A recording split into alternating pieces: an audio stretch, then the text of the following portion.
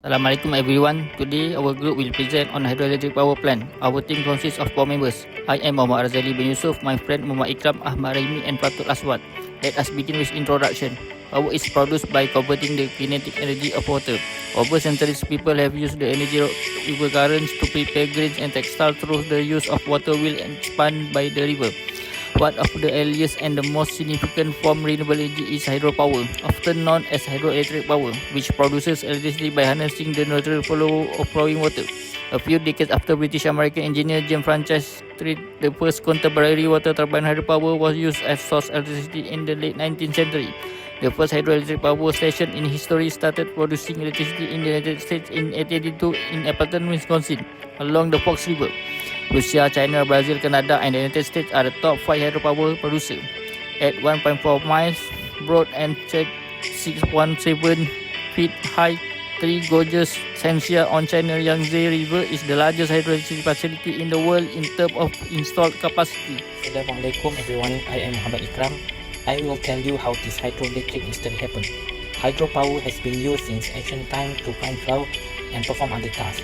In the late 18th century, hydraulic power provided the energy source needed for the start of the Industrial Revolution. In the mid-1700s, French engineer Bernard Forestier Bellador published Architecture Hydraulique, which described vertical and horizontal axis hydraulic machine. And in 1771, Richard Arkwright's combination of water power, the water frames, and continuous production played a significant part in the development of the factory system, with modern employment practice. In the 1840s, hydraulic power networks were developed to generate and transmit hydropower to end users. By the late 19th century, the electrical generator was developed and could now be coupled with hydraulics. The growing demand arising from the Industrial Revolution would drive development as well. In 1878, the world's first hydroelectric power scheme was developed at Trackside in Northumberland, England by William Armstrong. There are many hydroelectric plants in Malaysia and I will tell you about 4 of them. The first is Station General Electric Sultan Muhammad, which produced 400 megawatts. The second is Ulu Jelai Power Station, which produced 382 megawatts. The third is Bakon Dam, which produced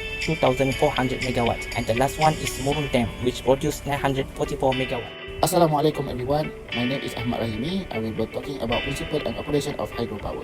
The process of producing electricity through hydropower generating involves harnessing the energy of falling water. The first step of the process is building a dam to raise water level and producing falling water. A turbine spine because the force of the flowing water presses against it build. The falling water kinetic energy is transformed into mechanical energy by the turbine. A generator receives the mechanical energy and transforms it into the electrical energy. Transmission lines are then used to provide the electricity to residency and commercial buildings. The quantity of the water flowing through the turbine and the height of the fall determine how much electricity and hydropower plant can generate.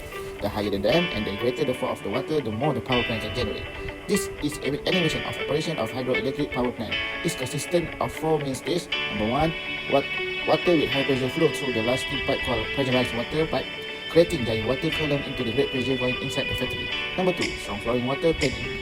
Generator turbine mechanical energy is converted into electricity. Number 3, the generator electricity passes through the transformer to generate a high voltage current. Number 4, high voltage current will be connected to the electricity distribution network and transmit to CPU. Assalamualaikum everyone, I am FATHUL ASWAD. Today I will be discussing the advantages and disadvantages of hydroelectric power. The first advantage is clean renewable. Number 2, reliable and affordable. Number 3, scalable and sustainable. Number 4, can help mitigate flooding. Number 5, can provide water for irrigation and drinking. And number 6, can create recreational opportunities. And then for disadvantages anyway is local environment impact. Number 2, limited plant location. Number 3, high initial cost. Number 4, susceptible to droughts and flooding. Number 5, safety concerns. And finally, social and economic impact. We have discussed about the conclusion, and what we get is hydroelectric power offers a reliable and sustainable energy source with significant benefits, but also poses environmental and social challenges. It's a low-cost, clean and readily available energy source that can contribute to climate change mitigation. However, the construction of dams can disrupt ecosystems, impact water flow and displace communities. Therefore, responsible planning and management are crucial to maximize the advantages of hydropower while mitigating its negative consequences. Different that we get from the internet.